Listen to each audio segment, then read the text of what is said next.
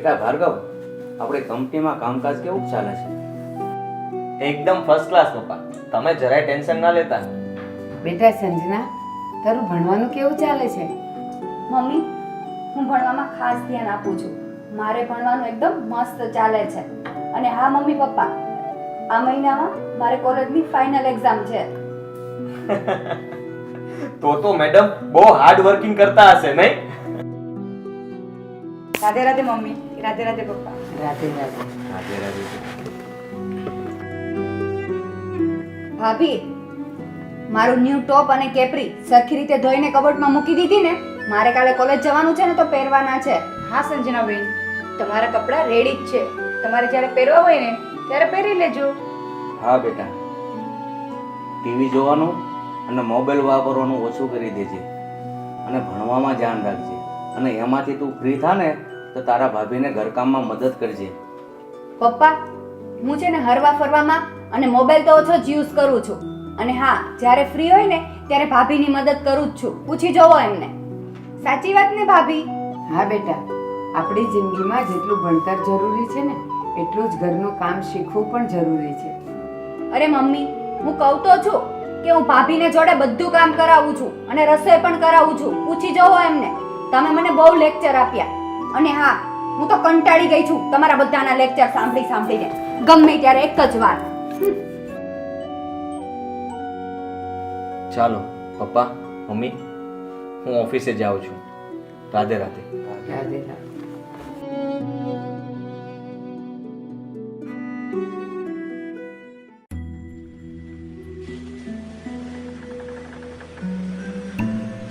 અરે મમ્મી, તમે શું કામ ચોખા સાફ કરો છો?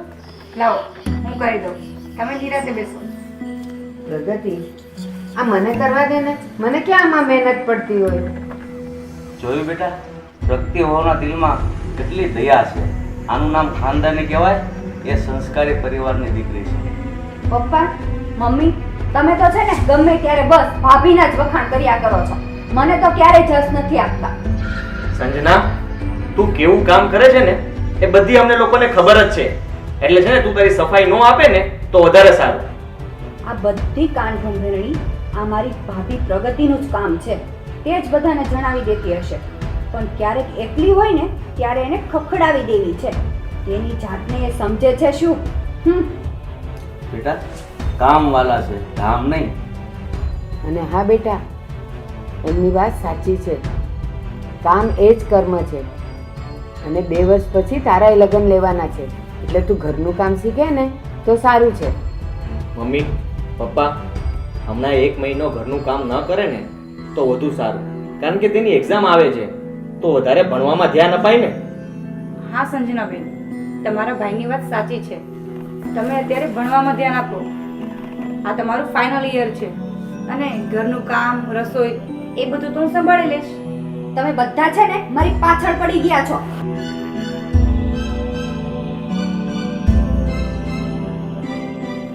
આ છોકરી બહુ જિદ્દી છે. હા, એ છે ને અલર્ટ છે. પણ કાંઈ વાંધો નહીં. એ હજી નાની છે, નાદાન છે. એ જ્યારે સમય આવશે ને ત્યારે બધું સમજી જશે. તમે ચિંતા ન કરો. ભાર્ગવના મમ્મી, જુઓ તો ખરા, ઘડિયાળમાં 9 વાગવા આવ્યા છે. આ સંજના જાગી નથી? હજી સૂતી છે કે શું? એ મેડમ સૂતા સૂતા મોબાઈલ ઘુમાડતા હશે. મમ્મી પપ્પા, હા ભણવાનું તો છે ને ખાલી બહાનું છે. તમે લોકો એને સમજાવો ને તો સારું, નકર નપાસ થશે. એ સારું, તમે બાપ દીકરો બેસો, હું એને જગાડતી આવું.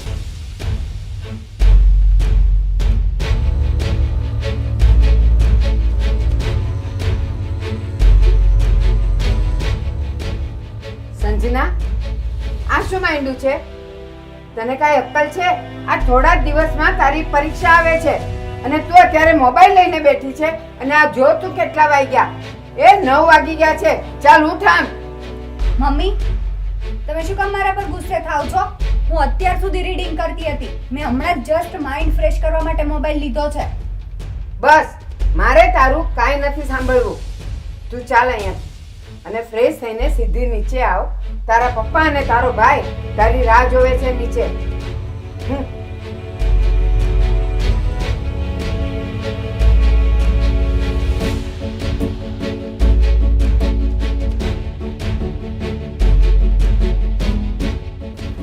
સંજનાબેન, તમારા માટે ચા લાવું? ના ભાભી, મારે ચા નથી પીવી. પણ છે ને મારી પંચાયત કરવાનું છોડી દ્યો, નહીંતર સારાવટ નહીં રહે. સમજ્યા? સંજના, તું વધુ ના બોલ ને તો સારું છે. તારી ભાભીનો કઈ જ વાંક નથી અને એ કઈ વચમાં નથી બોલતી, પણ તું એને કઈ ન કહે ને એમાં જ તારું સારું છે. હા હો, આવી ગયા મહારાણીનું ઉપરાણું લેવા વાળા. સંજના, હવે ચૂપ થઈ જા, નહીં તો મારો હાથ ઉપડતા વાર નહીં લાગે.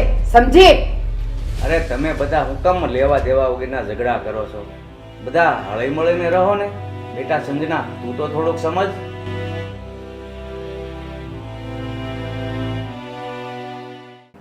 ભાર્ગવના મમ્મી, આ છોકરી છે ને દિવસે ને દિવસે અલર્ટ થતી રહી છે. આપણે એને પકડ રાખવી પડશે, નહીંતર એ આપણા હાથમાંથી જતી રહેશે. હા હો ભાર્ગવના પપ્પા, તમે એકદમ સાચું કહો છો. પણ મને હવે શંકા તો પડી જ છે કે નક્કી આ છોકરીને છે ને કોઈ ખરાબ સંગત લાગી છે. મમ્મી, પપ્પા, તમે સંજનાને શાંતિથી સમજાવો ને તો સારું. મને લાગે છે કે જો એ નપાસ થશે ને તો લોકો પાછા વાતો કરશે આપણી.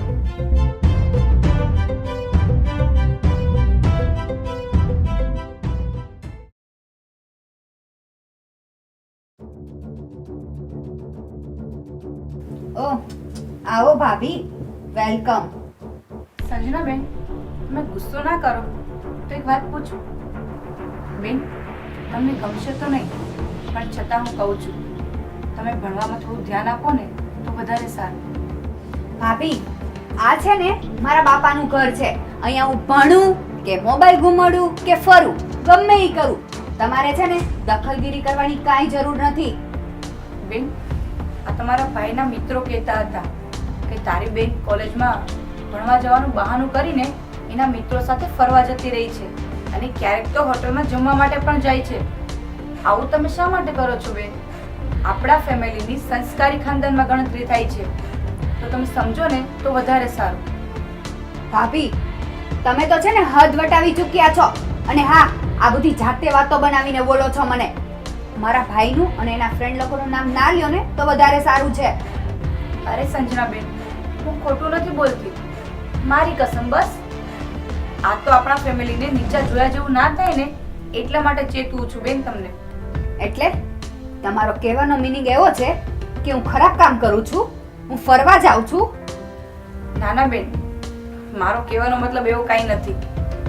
આપણા પુરુષ પ્રધાન દેશમાં હંમેશા સ્ત્રીને જ દોષ આપવામાં આવે છે, એટલે તમે જેટલું જલ્દી સમજી જાઓ ને એટલું વધારે સારું. બાકી જેવી તમારી મરજી. ભાભી, મને તો છે ને હવે તમારા પર ગુસ્સો આવે છે. હું કાંઈ ભી કરું ને એના પહેલા અહીંયાથી જાઓ તમે, નહીંતર ન થવાનું થઈ જશે. બેન, અત્યારે તો હું ચાલી જાઉં છું, પણ એકવાર જરૂર મારી વાત પર વિચાર કરજો, પછી કંઈક મોડું ના થઈ જાય.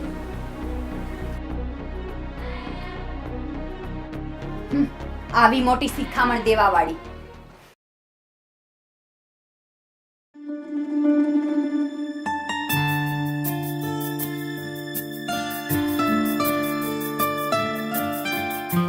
ભાર્ગવના મમ્મી, આજે સંજનાની પરીક્ષા છે, તો એ તૈયાર થતી હશે ને? હા હો, આજે એની એક્ઝામ છે અને એના પેપર સારા જાય ને તો સારું, અને સારા ટકે પાસ થઈ જાય એ વળી એનથી એ સારું. બિચારીની મહેનત તો ફળે. મમ્મી, પપ્પા, સંજનાએ પરીક્ષા માટે કેવી તૈયારી કરીને એ તો હું જ જાણું છું. કઈ નહીં ભાર્ગવ, બેટા તું નાહકનો ગુસ્સો નહીં કર. આમે જો એનું કોલેજનું છેલ્લું જ વર્ષ છે, જે થાય તે, બીજું શું.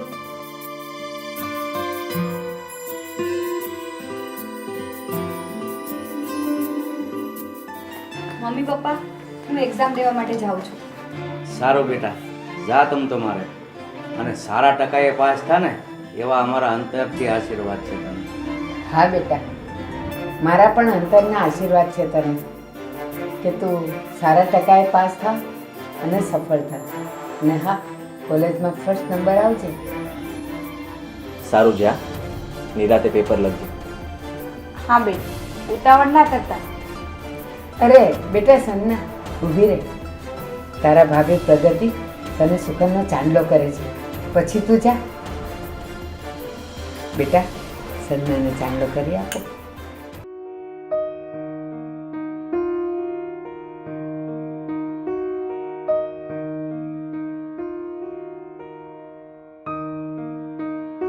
ચાલો પપ્પા મમ્મી, હું પણ ઓફિસે જાઉં છું. હા બેટા, સંભાળીને જજે. હા.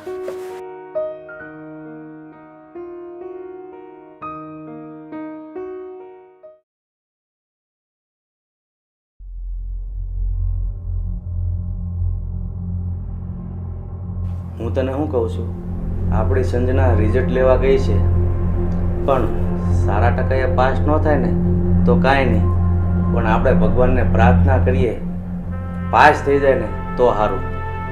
હા હો સન્નાના પપ્પા, આપણી સંજના બહુ જિદ્દી છે. હરવા ફરવામાં એને કાંઈ બાકી નથી રાખ્યું, અને પાછી ઘરે આવીને મોબાઈલ ઘૂમડ્યા કરે. હે ભગવાન, બસ એ પાસ થઈ જાય ને તો સારું. મમ્મી પપ્પા, મને તો કોઈ ચાન્સ દેખાતા નથી કે આપણી સંજના કોઈ પણ વિષયમાં પાસ થઈ હોય. તેની કોલેજની ફી, તેના પુસ્તકો, આ બધો ખર્ચો પાણીમાં જશે, જોજો ને. અરે ભાર્ગવ, તમે આવું અશુભ શું કામ બોલો છો? મને તો સંજના બેન પર પૂરો ભરોસો છે. ભલે સારા ટકાએ પાસ ના થાય, પણ પાસ તો જરૂર થઈ જશે. તો સારું બેટા, અને જો એ નાપાસ થશે ને તો આપણે નિશા જોયા જેવું થશે. મમ્મી, પપ્પા, ભાર્ગવ, તમે આવું ના વિચારો. તમે લોકો મારી એક વાત સાંભળો. જ્યારે ઘરમાં હું અને દીદી બંને એકલા હતા ને, ત્યારે મેં દીદીને સમજાવ્યા હતા, અને ત્યારબાદ દીદીમાં બહુ બધો બદલાવ પણ આવ્યો હતો, અને એને ખૂબ જ મહેનત કરી છે. ક્યારેક તો અડધી રાત સુધી રીડિંગ કરતા હોય છે. તમે લોકો ખોટું ટેન્શન ના લો, બધું સારું થઈ જશે. અરે મને તો સોયની અણી જેટલો પણ એના ઉપર વિશ્વાસ નથી. અમે બધા સમજાવીને થાકી ગયા, તો પણ અમારી વાત ન માની તો એ તારી વાત શું માનવાની? આવ બેટા.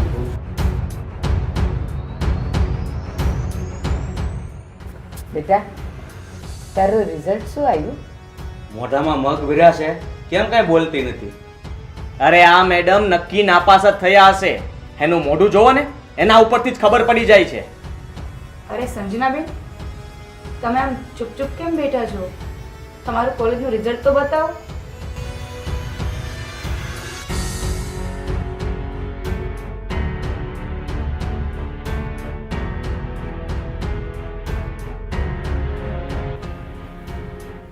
અરે વાહ ભાર્ગવ, મમ્મી, પપ્પા, સંજનાબેન તો કોલેજમાં ફર્સ્ટ આવ્યા છે. અરે હો બેટા, શું વાત કરો છો તમે? મને તો વિશ્વાસ જ નથી આવતો. હું તમને બધાને સરપ્રાઈઝ આપવા માંગતી હતી. સરપ્રાઈઝ વાળી નહીં, અમારા બધાના જીવ તાળવે ચોટી ગયા હતા, અને તું સરપ્રાઈઝ આપવાની હતી. અરે મમ્મી, પેલા મારી વાત તો સાંભળો.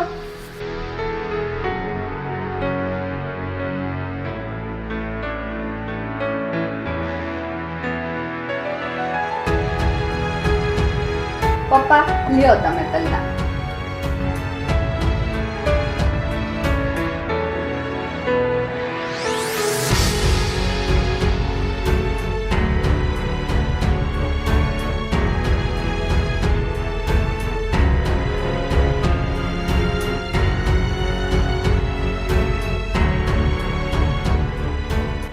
ભાઈ, તમારે તો આખો પેંડો ખાવાનો છે.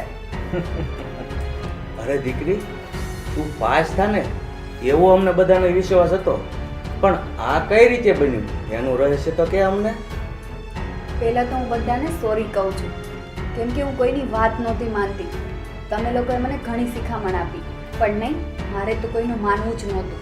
વિશેષ તો હું પ્રગતિ ભાભીનો આભાર માનું છું. થેન્ક યુ પ્રગતિ ભાભી. પણ બેટા, તું કાંઈક શોખવટની વાત કરીને આ ગોળ ગોળ વાત કરે છે ને એમાં કાંઈ સમજણ ન પડી. બેટા તું સીધે સીધી વાત કર ને, તો અમને બધાને સમજ પડે ને. હા મમ્મી, જો મમ્મી પપ્પા ભાઈ તમે લોકો છે ને મારી વાત કાન ખોલીને સાંભળી લ્યો. મારી એક્ઝામની 1 મહિનાની વાર હતી અને તમે લોકો બહાર ગયા હતા ત્યારે હું ને પ્રગતિ ભાભી એકલા ઘરે હતા. તો પ્રગતિ ભાભીએ મારા રૂમમાં આવીને મને શિખામણ આપી હતી કે તમે મોબાઈલમાં ઓછું ધ્યાન આપો અને ભણવામાં ધ્યાન આપો. અને પ્રગતિ ભાભીએ મને ઘણી સમજાવી. ત્યારથી જ હું સખત મહેનત કરવા લાગી. અને હા, આ રિઝલ્ટમાં ફર્સ્ટ રેન્ક આવ્યો છે ને એનો બધો ક્રેડિટ ભાભીને જાય છે. થેન્ક યુ ભાભી. અરે બેન, મને ખોટો જશ ના આપો. હું તો માત્ર નિમિત્ત છું. આ બધું ફળ તમારી મહેનતનું છે. વાહ પ્રગતિ બેટા, તમારામાં તો તમારા નામ પ્રમાણે જ ગુણ છે. અને ખરેખર તમે સંજનાને શિખામણ આપીને આપણા કુટુંબની ઇજ્જત આબરૂ વધારી છે અને સંજનાને પ્રગતિના પંથે લઈ ગયા છો. અને હો બેટા, તમારા તો વખાણ કરીએ ને એટલા ઓછા છે. ધન્યવાદ છે તમારી સમજણને. હા બેટા પ્રગતિ, તે સંજનાને સોનેરી સલાહ આપીને એને એક નવો રાહ બતાવ્યો. અરે ધન્ય છે તમારા ખાનદાનને અને તમારા સંસ્કારને. રિયલી પ્રગતિ, આપણા પરિવાર પ્રત્યે તારી આટલી લાગણી જોઈને મને ગર્વ થાય છે કે તું મને મારી પત્નીના સ્વરૂપે મળી. ભાર્ગવ, મને એવું લાગે છે કે હવે આપણે સારું ઘર અને સારો છોકરો ગોતીને સંજનાબેનના હાથ પીળા કરી દેવા જોઈએ. મમ્મી પપ્પા ભાભીને સમજાવો ને, મને ખીજવે છે. હાસ તો પ્રગતિની 100% વાત સાચી છે. એમાં ખોટું શું કીધું? ના હો, મારી દીકરીને તો 2 વર્ષ પછી સાસરે વળાવવાની છે. ત્યાં સુધી કોઈ નામ નહીં લેતા.